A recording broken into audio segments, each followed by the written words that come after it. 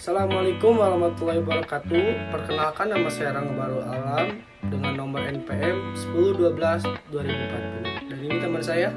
Saya Ferdiansyah dengan nomor NPM 1012-2019. Saya akan mempresentasikan dan menjelaskan logaritma. Di sini saya akan menjelaskan tentang apa sih pengertian dari dasar logaritma itu.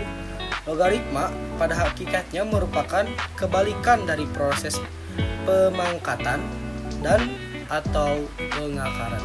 Dan di sini saya akan menjelaskan basis logaritma itu seperti apa. Logaritma dapat dihitung untuk basis berapapun. Akan tetapi pada umumnya basis logaritma selalu berupa hitungan positif dan tidak sama dengan satu basis logaritma yang paling lazim dipakai karena pertimbangan praktis dalam perhitungan adalah bilangan 10.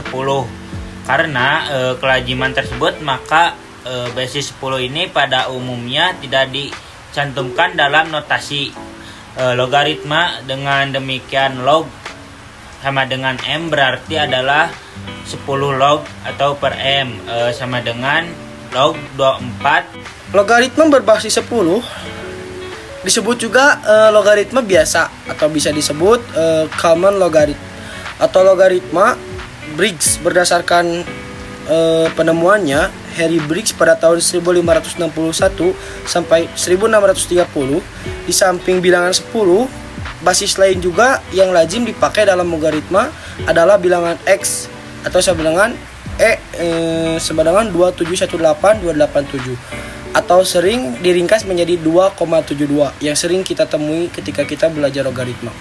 Logaritma berbasis disebut juga logaritma alam atau natural logarithm atau logaritma Napier. John Napier juga penemunya hidup antara tahun 1550 sampai 1617. Jika notasi logaritma Briggs dilambangkan dengan log, maka logaritma Napier dilambangkan dengan in, bisa disebut dengan in. Dengan demikian in M berarti pangkat logaritma M, in 24 sama dengan pangkat logaritma 24. Dan inilah beberapa contoh soal logaritma.